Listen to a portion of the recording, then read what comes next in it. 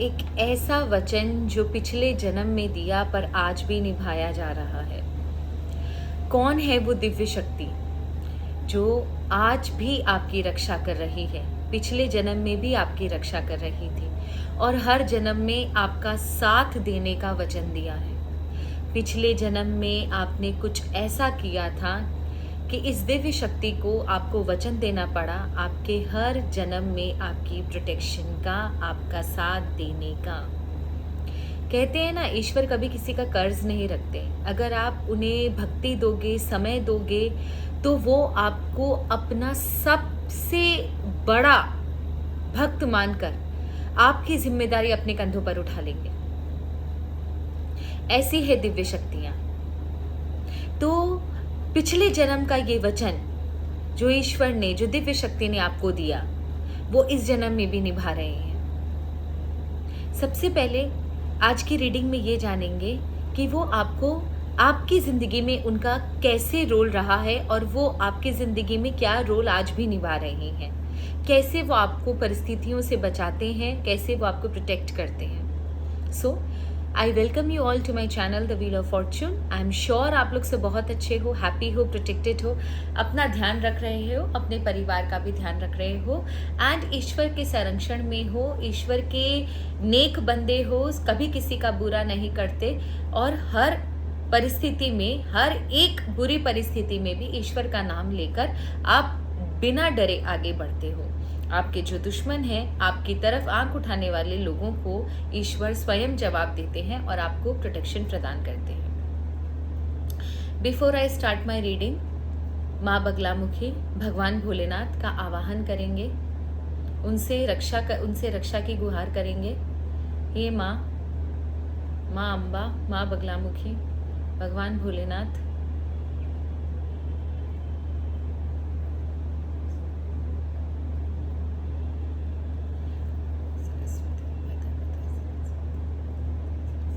Let's check.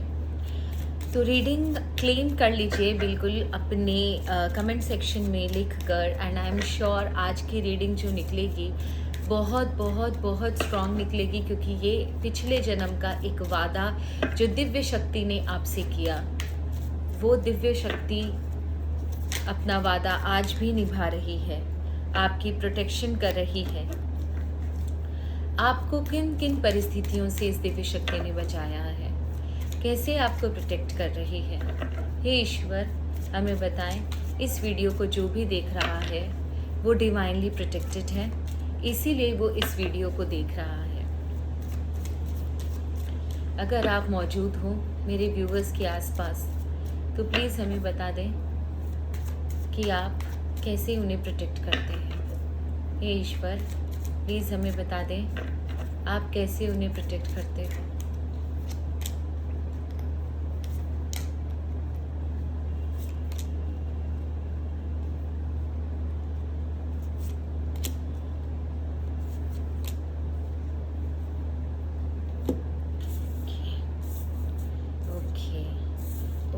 तो सबसे पहले आप पर जब मुसीबतें आती हैं, आप जब अपनी मुसीबतों को खुद से बड़ा समझते हो, आपको ऐसा लगता है कि आपकी नाव डूब गई, बस अब बचाने वाला आपकी ज़िंदगी में कोई भी नहीं है, उस समय आपकी हिम्मत भी जवाब दे देती है। उस समय आपको ऐसा लगता है कि चीज़ें बहुत बुरी तरह बिगड़ रही हैं और आपके कंट्रोल से बाहर जा रही हैं। उस समय जब आपको ऐसा लगता है कि आपकी ज़िंदगी में सबसे ज़्यादा एक कंट्रोल की ज़रूरत है, एक सही रास्ते की ज़रूरत है, एक ऐसी एनर्जी की ज़रूरत है जो किसी तरह आकर आपके इस बुरे समय को ख़त्म कर दे, किसी तरह आपको इस साइकिल से निकाल ले और आपको ना रास्ता दिखता है, ना कोई रोशनी दिखती है, आपको समझ में नहीं आता, आप डरते हो आगे बढ़ने से, आपके अंदर एक स्टक एनर्जी आ जाती है। कभी कभार आप अपनी ही ज़िद पे आ जाते हो, जानबूझकर आगे बढ़ने की कोशिश भी नहीं करते हो, किसी डर से, किसी झिझक शक से, किसी प्रॉब्लम के, किसी कारणवश आप खुद भी स्टबर्न हो जाते हो, आगे नहीं बढ़ पाते हो, उस समय जब आपको बहुत ज़्यादा पास्ट की एनर्जी, पास्ट का डर रहता है, डाउट होता है, आपको एक अलग तरीके का सबकॉन्शियस फियर होता है, आपको समझ में नहीं आता कि आप किस तरीके से इस परिस्थिति से निकलोगे, चारों तरफ आपको अंधकार नजर आता है, हेल्प मांगने में आप डरते हो और आपको ऐसा लगता है कि कहीं कोई डाउट, हर इंसान को आप डाउट से देखते हो, हर परिस्थिति आपको विपरीत नजर आती है। उस समय ये एनर्जी आपको एक ऐसी पोजीशन पर लेकर जाती है जहां पर आपको सब कुछ सही आपकी लाइफ में सब कुछ सही हो जाता है।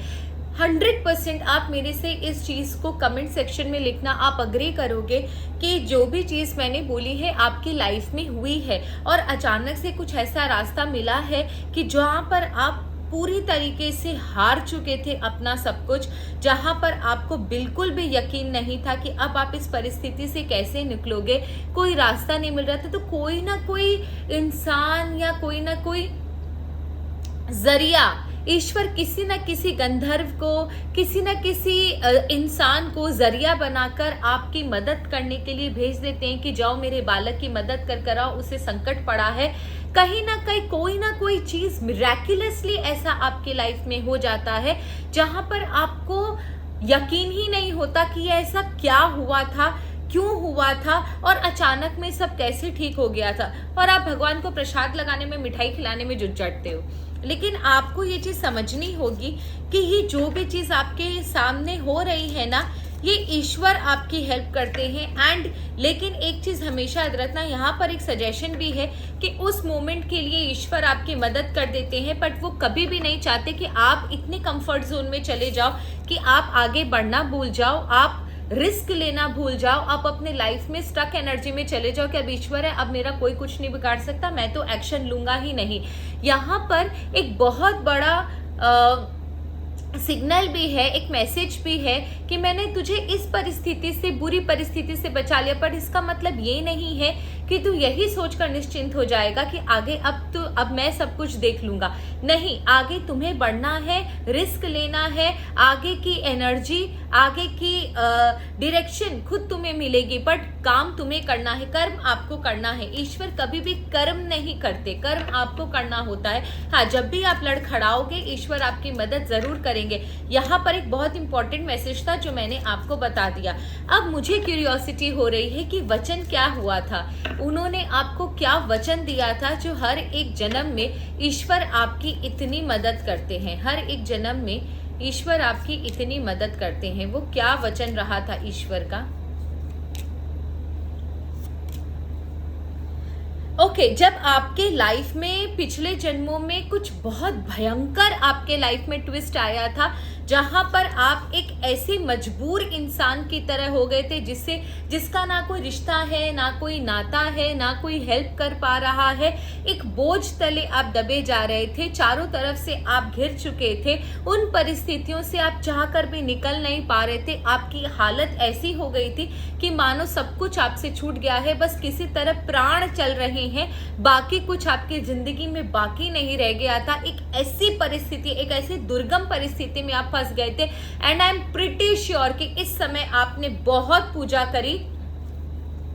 मैंने बोला और कार्ड उठाते क्या आया, इस समय आपने बहुत पूजा करी। देखो इस आदमी को, देखो आप ध्यान से, मैंने सिर्फ बोला I swear on Bhole Baba, I swear on God, कसम से, माई की कसम, मैंने बस कार्ड उठाया, पहले बोला और फिर कार्ड उठाया और देखो वही चीज निकला। उस समय आपने बहुत प्रार्थना की, बहुत मिन्नतें की, ईश्वर की तहे दिल से ईश्वर की सेवा करी और ईश्वर को आपने कन्विंस कर लिया। ईश्वर ने आपको आशीर्वाद दिया कि जब जब आपके लाइफ में मुसीबत आएगी, आपके जीवन का डोर ईश्वर खुद लेंगे। आपके जीवन का जो भी प्रॉब्लम आएगी, ईश्वर उसका परिणाम, उस चीज से आपको प्रोटेक्शन खुद करेंगे। एंड ईश्वर आपके लाइफ का कंट्रोल जब जब आपको प्रॉब्लम आएगी, आपके लाइफ का कंट्रोल ईश्वर स्वयं अपने हाथ में लेंगे। आप निश्चिंत रहो। और उस समय भी उस समय से आपकी जिंदगी में जब जब कोई तकलीफ आती है, जब जब कोई प्रॉब्लम आती है, ईश्वर आपकी जिंदगी में किसी ना किसी को जरूर भेज देते हैं। I can guarantee you. आप मुझे कमेंट सेक्शन में जरूर बताना, जब जब काला अंधकार आपकी जिंदगी में आया है, कोई ना कोई सामने से आपकी मदद जरूर हुई है, किसी ना किसी रूप में सामने से आपकी मदद जरूर हुई है। ये कोई और नहीं, ये वही दिव्य शक्ति है जिसने आपको पिछले जन्म में आशीर्वाद दिया था और वादा किया था कि हर जन्म में वो आपका रक्षा करेंगे, आपका साथ देंगे।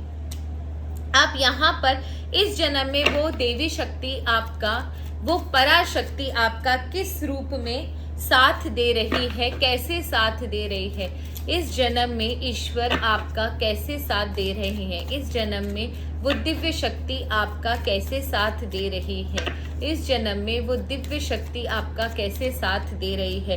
साथ ही साथ मुझे ये भी जानना है कि वो आपके कौन सी चीज़ उनको पसंद नहीं है जो आपको चेंज करनी चाहिए। आपके लाइफ में चीटिंग का मुझे जो एनर्जीज नज़र आ रही है, पहले मैं वो बताती हूँ। चीटिंग की एनर्जी है, इन्वेस्टमेंट की एनर्जी है, कुछ बहुत बड़ा किसी की लाइफ में भयंकर ट्रांजिशन, भयंकर क्योस हुआ है, कुछ बहुत बड़ी मुसीबत आई है, किसी का सब लोगों ने साथ छोड़ा है, किसी की लाइफ में डिस्प्यूट्स चल रहे हैं। तो यहाँ पर बहुत सारी एनर्जीज दिख रही है मुझे। एंड आप देखो कि आपकी लाइफ में क्या सूट करता है, कौन सी चीज़ आपकी ज़िंदगी में हुई है। कुछ लोगों के, मेरे व्यूअर्स के लाइफ में चीटिंग हुई है उनके साथ, यहाँ पर ईश्वर ने आपकी मदद करी है। कुछ लोगों के लाइफ में फाइनेंशियल लॉस लगा है, गलत इन्वेस्टमेंट हुआ है, और या फिर आप जिस चीज़ में बहुत ड्रीम्स जो आपके हैं, आपने जो अपनी ज़िंदगी को 10 साल बाद जैसे देखा है, आपने जो इन्वेस्टमेंट किया है, या फिर अपनी लाइफ में आपने जो बड़े डिसीजंस लिए हैं, जिसका आप बेसब्री से वेट कर रहे हो, जिस चीज़ का आप बेसब्री से वेट कर रहे हो, वहाँ पर ईश्वर ने आपकी मदद करी है। गलत सजेशन, गलत डिसीजन लेने से बचाया है, या अगर आपने गलत डिसीजन लिया है तो ईश्वर आपको वो पकड़ के रखे हैं कि इसका कंसिक्वेंसेस आपको भोगना ना पड़े। कुछ लोगों के लाइफ में भयंकर क्योस हुआ है, चाहे एक्स्ट्रा मैरिटल अफेयर हुए हो उनके स्पाउस के, चाहे कुछ भयंकर किसी का लॉस हुआ हो, कोई आपके आसपास का जो आपका सबसे बड़ा सपोर्ट था उसने आपको चीट किया हो, धोखा दिया हो, आपके ऊपर जिसका सबसे बड़ा हाथ था, आपको जो प्रोटेक्ट करता था वो इंसान, उसकी डेथ हुई हो, कुछ झगड़े हुए हो, किसी का घर छीना गया हो, किसी की लाइफ में कुछ बहुत भयंकर, जो भी आपके लाइफ में बहुत भयंकर था, उस जगह पर ईश्वर आपके सामने खड़े रहे और आपको उसका सबसे कम कंसिक्वेंसेस भोगना पड़ा। जब लोगों ने आपका साथ छोड़ दिया, आप बिल्कुल अकेले पड़ गए, उस समय ईश्वर ने आपकी बहुत मदद करी, आपको सही रास्ता दिखाया, आपको आगे चलने पर मदद करी, आपको स्वावलंबी बनाया। या अगर मैं सच बोलूं तो यहाँ पर एक चीज़ और है कि हो सकता है आपके आसपास के जो लोग हैं ना, आपको धोखा दे रहे थे, आपका फ़ायदा उठा रहे थे, आपको नीचे गिराने की साजिश कर रहे थे। शायद इसीलिए ईश्वर ने कुछ ऐसा प्रपंच रचा कि आप उन लोगों से अलग हो गए, आपने डिसाइड किया कि अपना रास्ता आप खुद बनाओगे। मे बी उन लोगों का असली चेहरा आपके सामने आया हो और आपने डिसाइड किया कि आप अपना रास्ता खुद बनाओगे। यहाँ पर एक और चीज़ है कि हो सकता है आपने जिनसे मदद मांगी थी या जिनके लिए आपने पूरी जिंदगी न्यौछावर कर दी, उन लोगों ने लास्ट मोमेंट पर आपको धोखा दिया, और कोई नहीं, ईश्वर ने आपकी मदद करी। ईश्वर ही वो था जिसने आपको लास्ट मोमेंट पर संभाला और आपकी मदद करी। आपके लाइफ में डिस्प्यूट्स हो सकते हैं, आपके फैमिली डिस्प्यूट्स हो सकते हैं, जॉब में, करियर में, या किसी का कोर्ट केस हो सकता है, या फिर आपको किसी झूठे एलिगेशंस में फंसाया गया हो, अननेसेसरी फाइट में आपको डाला गया हो, किसी ने आपके ऊपर कुछ बहुत भयंकर कुछ करवाया हुआ हो, तो यहाँ पर उन शक्तियों से ईश्वर ने स्वयं आपकी रक्षा करी है। तो आप खुद सोचो, इस जन्म में भी वो शक्ति, वो दिव्य शक्ति अपना वादा निभा रही है। आपको नहीं याद होगा पर वो नहीं भूले। एक चीज मैं आपको बता दूं, जिनका केतु लगन में रहता है ना, या 5वें घर में रहता है या 7वें घर में रहता है, मैंने देखा है कि उन लोगों को ना उनका ईश्वर से पुराना नाता होता है, ये मैंने अपने एक्सपीरियंस में देखा है। अब मुझे सिर्फ ये चीज़ जानना है कि वो आपके कौन सी चीज़ को बिल्कुल पसंद नहीं करती और वो क्या कहते हैं कि कौन सी चीज़ को अब आपको त्याग देना चाहिए। आपके कॉन्शियस, आपके सबकॉन्शियस माइंड की आपके लाइफ में वो कौन सी ऐसी चीज़ है जो ईश्वर को बिल्कुल पसंद नहीं है और वो चाहते हैं कि अब आप इसे त्याग दें, इसे छोड़ दें, आगे बढ़े। जब ईश्वर की मौजूदगी होती है तो सब कुछ सही होता है, फिर भी आप कुछ पकड़ के रखे हो जो ईश्वर को नहीं पसंद और ईश्वर चाहते हैं कि आप छोड़कर आगे बढ़ जाओ। अगर मैं सही हूँ, देखो आप ना किसी चीज़ का वेट कर रहे हो, कोई वादा हुआ था, कोई चीज़ पूरी होनी थी, नहीं हुई, समय निकल गया, सब आगे बढ़ गए, लेकिन आज भी आप उस पास्ट की एनर्जी में हो। अब आपको हो सकता है कोई चीज़ मिलने की उम्मीद थी, कोई चीज़ पूरी होने की उम्मीद थी, लेकिन वो चीज़ हुई नहीं, लेकिन दुनिया आगे बढ़ गई। आज भी आप उन्हीं चीज़ों का वेट कर रहे हो, आज भी आप उन पास्ट की ज़िंदगी में जीते हो, आज भी रह कर वो पास्ट की चीज़ें आपको याद आती है, इमेजिनेशन में आप फिर से पास्ट में चले जाते हो।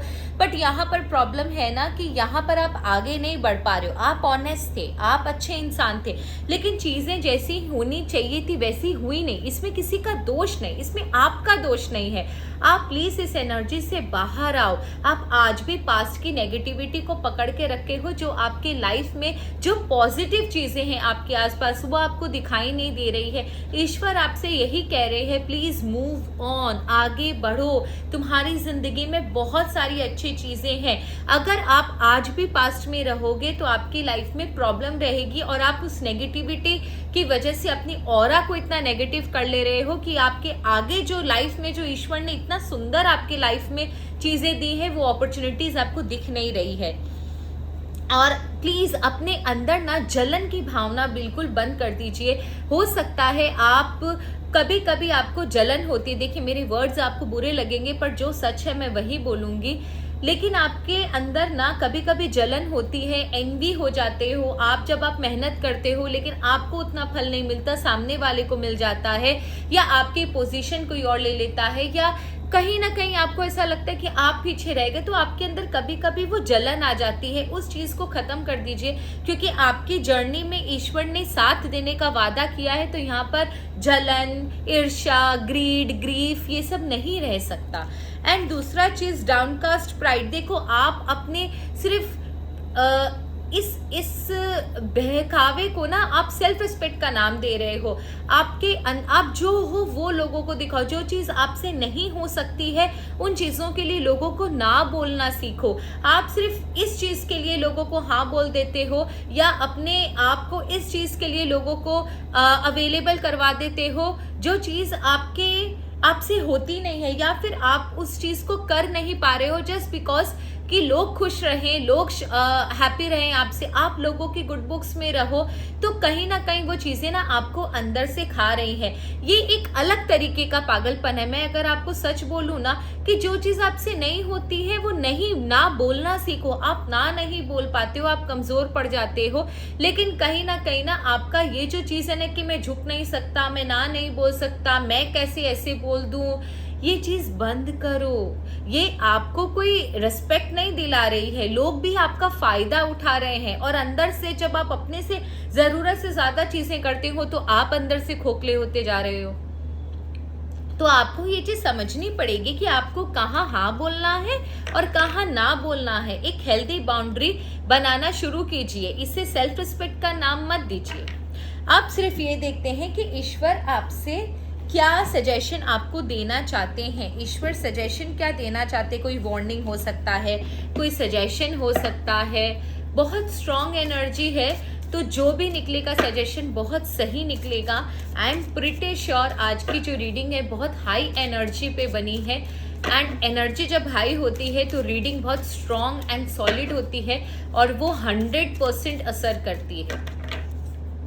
कमेंट सेक्शन में बताइएगा जो भी आपने रीडिंग में देखा आपकी जिंदगी में हुआ है या नहीं।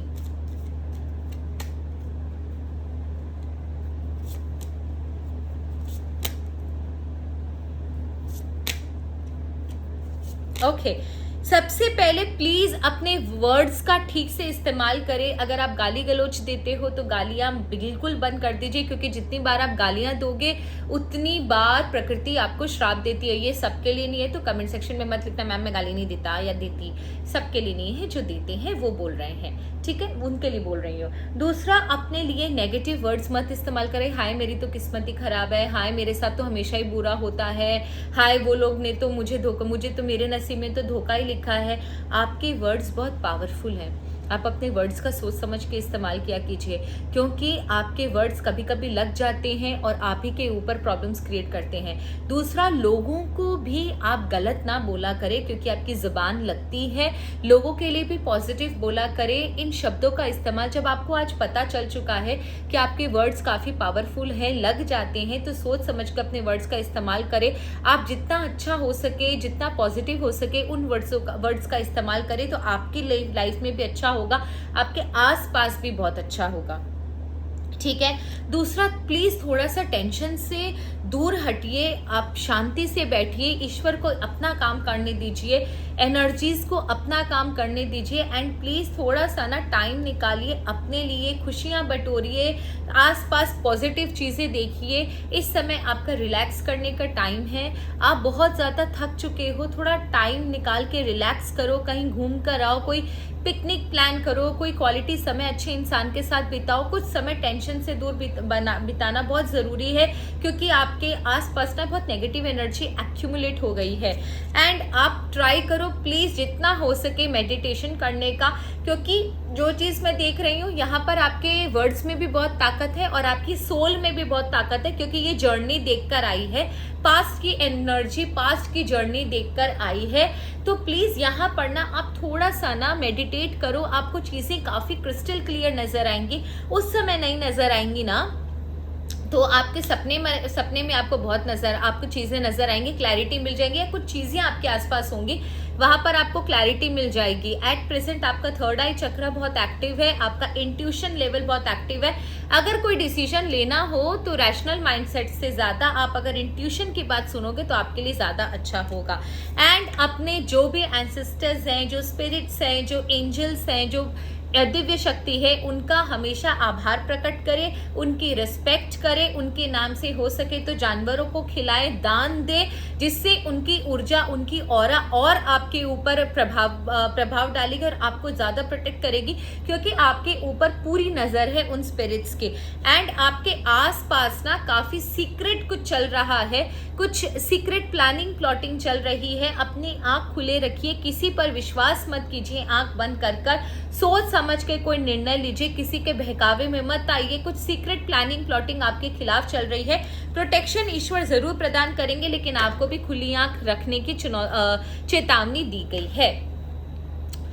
तो ये थी आप लोगों की रीडिंग। आई होप आपको रीडिंग अच्छी लगी। प्लीज़ चैनल को सब्सक्राइब कीजिएगा अगर आप नए हो तो, और अगर आप मेरे सब्सक्राइबर हो तो आपका तहे दिल से धन्यवाद, आपके कमेंट्स के लिए, आपके सपोर्ट के लिए। Thank you so very much. And आपकी लाइफ इसी तरह खुशहाल रहे, आपको दिव्य शक्तियाँ इसी तरह प्रोटेक्ट करती रहे। Thank you so very much. हर हर महादेव। जय माँ बगलामुखी।